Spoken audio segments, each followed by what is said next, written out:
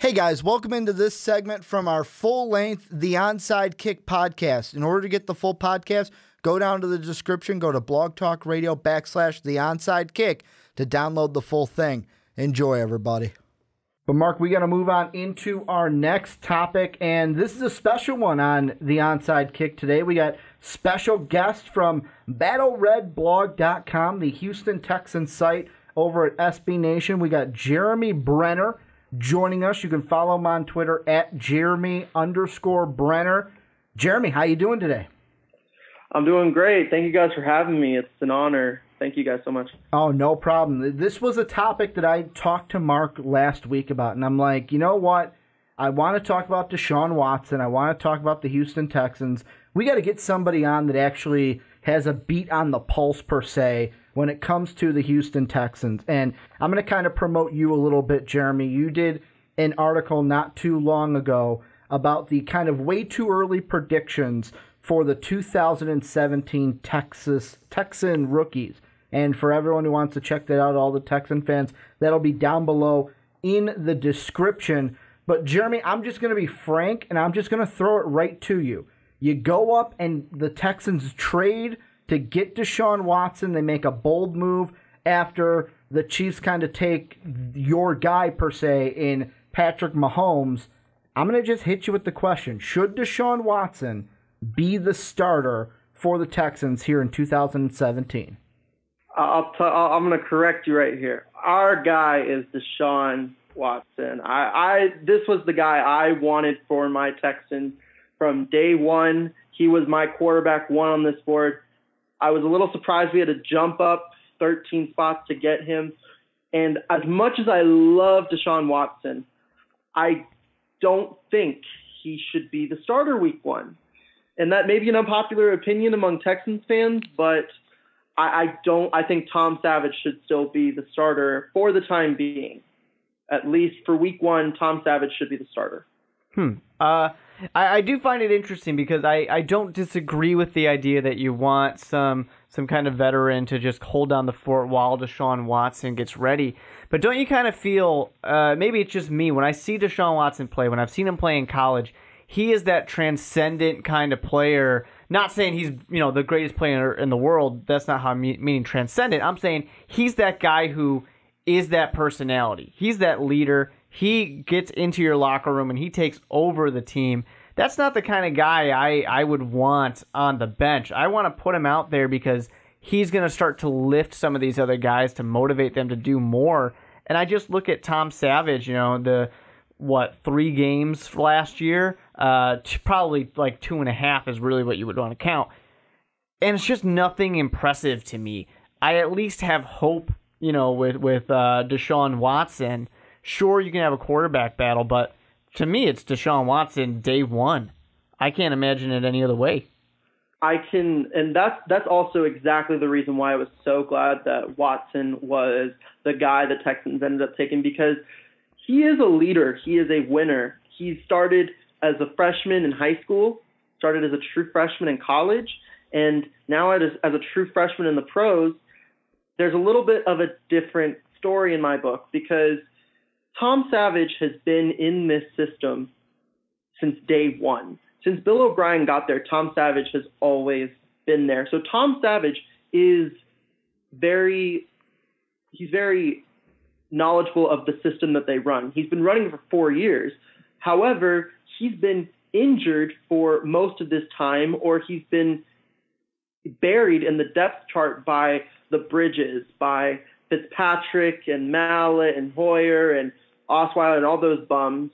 They were bridging to lead up to Tom Savage. And I think the reason why Deshaun Watson is here, because Deshaun Watson is just a guy they could not pass up. And I think bringing Deshaun Watson on board lights a fire under Tom Savage's butt, because it really gives him some real competition, and it will bring the best out of Savage. We saw a little bit at the end of last year where he was able to get a start going, and he got injured again.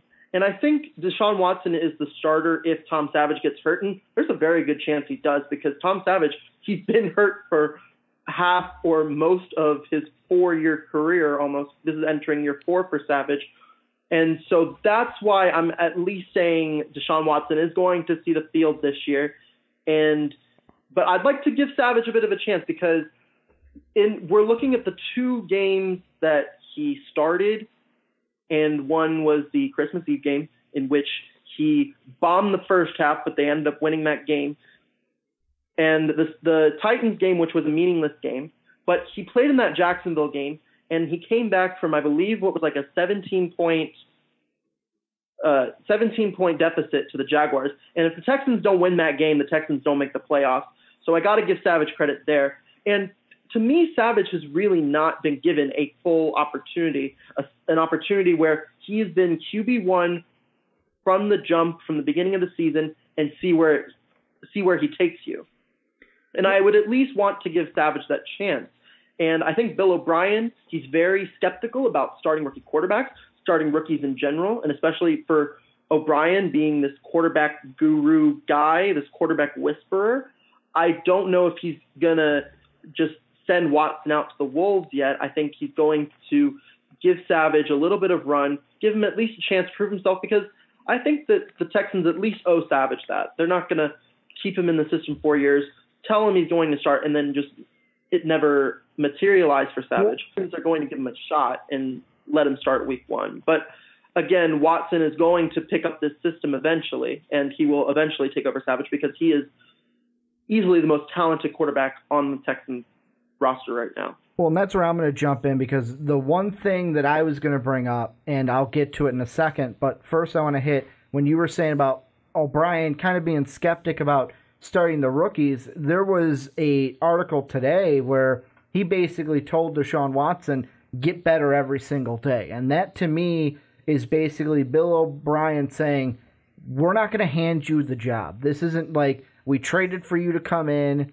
You're going to be the starter day one. There's not going to be a battle. Of course, there's going to be a competition, and that's going to be going into it. But one of the most important things, and you even said it in your article, where you said, and I quote, Savage is injury prone, and to think Savage will be healthy all 16 games this season is wishful thinking. And part of me I get that thinking of it, but when I look at the Texans schedule, I think 2 things. First off, you better have your starter established by the bye week in week 7, because the beginning part of your schedule, Jacksonville, I think, is a winnable game, although they've gotten a little bit better, and really the hype around Jacksonville's always at its highest going into week 1. I think the Bengals can be a winnable game because I'm not that high on the Bengals. Then you get some tough ones. You get at New England, you get Tennessee week 4. Hopefully Mariota's back to full form, and the Titans fans are hoping for that. And then you get Alex Smith in Kansas City, or in Houston against Kansas City on NBC Sunday night. And then you get the Browns. So right there, 3 winnable games, 3 tough games. And then after the bye, it's Seattle, Indy. You also have the Cardinals late. You have the Steelers. You have the Colts again. And I think if it's something where Deshaun Watson's kind of thrown in, like if it's, let's say, Savage gets 6 games and then gets injured and Watson's thrown in at the Seattle game, Houston is at a crucial part because the injury to Mariota, we don't know how the Titans are going to look to open the season. The Colts are failing to capitalize on the success and having their field general in Andrew Luck be there. To me, this is a season where the Texans kind of can't take off and say, well, you know what, let's have the rookie kind of work his way up there. If he's not ready day one, that's a different story. But if he's ready, I think he should be the starter because I think the Texans have to win games as soon as possible, and they can't wait. Yeah, I agree with you completely. And a big thing to me here is I just see people who want to say, let Tom Savage have his chance, and sure, the Texans have given everything to seem like Tom Savage will have that chance, but I just don't think there's anything that gives you this idea that this is the guy that you have to give him an opportunity. Everyone knows it's Deshaun Watson's job. Tom Savage knows that it's Deshaun Watson's job.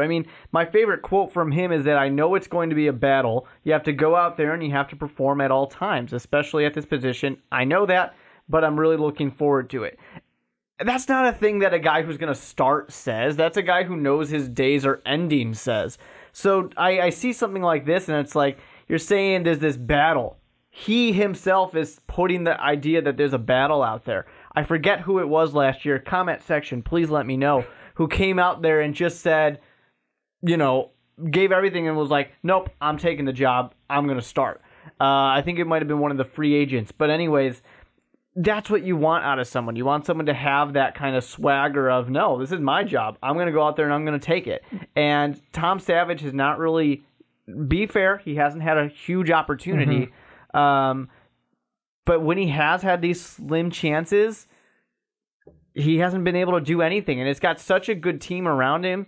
And he could have had this opportunity. But once you go and you trade for Watson, I cannot see a way personally that in the off season, in the training camps, in the preseason, he doesn't go out there and show everybody that it's his job and he starts day one. I really hope that's the case, because if that's the case, then we're going to have a really damn good quarterback on our hands this season.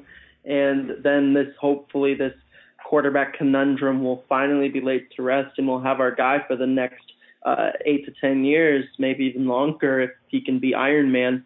But that's the good thing that can come out of this, is that Watson and Savage are going to bring out the best in each other with this competition. And I think that's a little bit strategically what the Texans wanted, is they wanted, and that's why they really didn't want to hold off on it anymore. They've been so conservative about drafting a quarterback. They've only drafted, after David Carr, they only drafted one guy in the first 3 rounds of the draft, and that was Dave Ragone back in 2003. Therefore, Rick Smith, who got the job in 2006, hasn't drafted a quarterback in the first 2 days.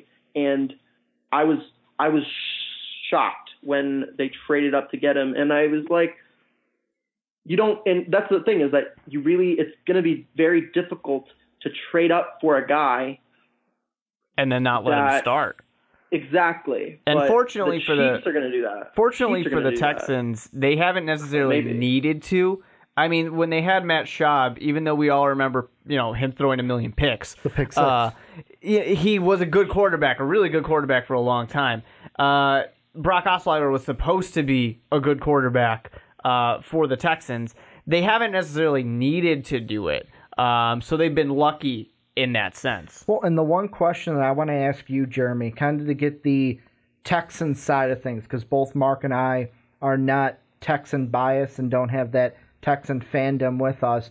You mentioned, and Mark even mentioned it too, when you go out and make the jump that the Texans did, there's that little pressure that you have to go ahead and start Watson. And to me, I look at not just making the move, but what you gave up to get him. You have virtually given the Browns with the Osweiler move and now this move. You didn't just give them your first-round pick at 24, or 25, which is okay. You can give them the later on. You gave them next year's first, too. And this is a team that, unless another move is made, you don't have a pick in the first or second round. So does that even add more pressure to say, maybe we start Watson a little bit sooner rather than later? Absolutely. And that was basically the reason why I was so surprised they made a move, because they already traded their 18 second in the Osweiler deal. So I was like, if they're going to make a move and trade some of next year's picks or trade some of this year's picks even, you're running a very thin draft class. And so that means that the draft picks were made this year, like at least 4 or 5 of them have to be hits. And we have 7 rookies, and Watson is the most important one that has to hit. Because if he doesn't hit, that can set the franchise back into mediocrity or even worse. And because if this draft class is a bust, next year's draft class probably not going to be a very good draft class, because we don't have those first 2 picks. So if Watson can be that guy, that cornerstone that will be there for a while, that won't require a quarterback draft pick early in any more of these drafts in the foreseeable future, then that would be spectacular. And that's a lot of what they need Watson to be. They need Watson to be able to perform and deliver and be the guy for a while. Or what they need to do is they need Savage to be that guy, and then they can use Watson or Savage. They need one of those two guys. Then they can use them as trade bait in the future to kind of repair the damage that was made in the 2018 class, because the 2018 class is supposedly not going to be as good as the other years. Well, and the one thing I look at, you mentioned this draft class, and to me on the outside looking in, there are three guys that I was really hyped for when the Texans got him, and that's obviously Deshaun Watson. He's the kind of marquee of this draft class, but also Zach Cunningham. He's a guy that I thought could have even been taken at the end of round one. And then a guy who there has been, I heard that Bill O'Brien said he came to the rookie minicamp kind of out of shape, and it's one of those things where you could get into shape, but how do you really take that into? I also like D'Onta Foreman. And, I know you could say, well, now there's a little bit of a logjam with Lamar Miller and Alfred Blue, but that could maybe force, hey, maybe we can move one of these guys if Foreman kind of proves himself. I really like Foreman out of Texas. Besides Watson, are there any rookies in this class where you're saying, you know what, Watson needs to hit, and then this guy needs to be just as good? I think the safest pick in this draft was Zach Cunningham in the second. Great value pick for the Texans, and he's a guy that can play multiple positions. He can play outside and inside, and they have a needed outside linebacker with John Simon going to the Colts. So he could even start in week one, although I think he'll be seen more as an inside linebacker, and he'll replace Brian Cushing once he ages even more. But he was the safest pick in this draft. D'Onta Foreman was not even on my radar because I really didn't think the Texans were going to go running back that early, or if at all. But they must really like D'Onta Foreman if they were willing to use a third-round pick on him, and they already got Lamar Miller in, who killed it last year. I think that he's one of the most underrated free agency signings, in my opinion. Yeah, I think that the obvious thing with this is that they want to give Deshaun Watson that help. When you go and get yet another running back, when your running back situation was pretty set, you're one of the better teams running the football last year. You're just saying, we have a young quarterback, he needs some help, we're going to give him it. Because you've already got one of the best wide receivers out there. You have a great running back already. You have a lot to... you don't have a lot of room to go up, necessarily. The passing game is what really needed to go up, and you hope that Deshaun Watson is the answer to that, because we all know the woes that were Brock Osweiler. But really what it comes down to me, when I see something like that, is they're saying, young quarterback needs help. And they went out there and they tried to get him that help for sure. And this shows to me one more reason why they're not even thinking about Tom Savage. Deshaun Watson's the starter. Well, and kind of the one thing, I want to wrap things up with this question for you, Jeremy. We've already answered, should Deshaun Watson be the starter? We answered that at the beginning. Let's say Deshaun Watson plays this season, whether it's week 1, whether it's week 6, whether it's week 3, where have you. If Deshaun Watson gets, we'll say, the lion's share of starts this season, do you see this Texan team either winning the division or making the playoffs this year with rookie Deshaun Watson at the helm? I do. I do, and that may be a bit, that may be just me, being the optimistic Texans fan that I am. But this team has been really solid, and even with the quarterbacks that we've had, they've been solid. They've made the playoffs. They've done well. They've won 9 games in each of the last, I believe, 3 seasons that Bill O'Brien's been there. So this team has done well with a below-average quarterback those 3 years. I believe Watson will be at least average or better than what we've seen, if not better than average. So if you put a better-than-average quarterback with the defense that we have, which should be a top 3 defense for another year, in my opinion, then I don't see how the Texans can fall worse than 9-7. And when you get to the AFC, I don't see there being very many teams that are going to contend for a wild card spot, and I don't know if there's going to be as many teams competing for the AFC South. I know everybody says that, oh, the Colts improve, the Jaguars improve, the Titans improve. They say that every year, but do they really improve? They haven't, backed up their expectations. The Texans have, in my opinion, and they've actually outperformed their expectations, because every year it seems everyone's high on the Jaguars, high on the Titans, high on the Colts, and low on the Texans. Yet in the last 2 years, who's come up on top in the division? Houston has come on top of the division. That's not what people really expected in the last 2 years. And we're at the same place yet again, 3 years in a row, where people are high on everybody else in the South except the Texans. But now I don't see a reason that the Texans can't go 9-7. I think if they lose, if they go out of the playoff picture, if they lose more than 8 games, I think it will be because the offensive line is not going to protect Watson and/or Savage, and the defense will experience too many injuries and too many losses with an outside linebacker with John Simon and cornerback with A.J. Boye and safety with Quentin Demps. If Deshaun Watson, though, can perform and he gets gets more starts than Savage, I do think the Texans have a good chance to make the playoffs. Well, and that's where we're going to end this one. Before I do my big spiel to let the fans let us know what they think down below, Jeremy, I'm going to give you some time. Go ahead, make the pitch. Tell everyone where they can find you and find your work. I'm at battleredblog.com. Go check out our stuff there. We're constantly throwing out more material each and every day of this off season.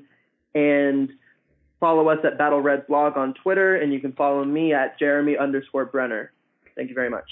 Well, Jeremy, thank you for joining us here on the Onside Kick, and this is where we turn it on to you guys, the fans. Let us know down below what you guys think in the comment section, and also go check out in the description Jeremy's way too early predictions for the rookies entering the 2017 season for the Houston Texans.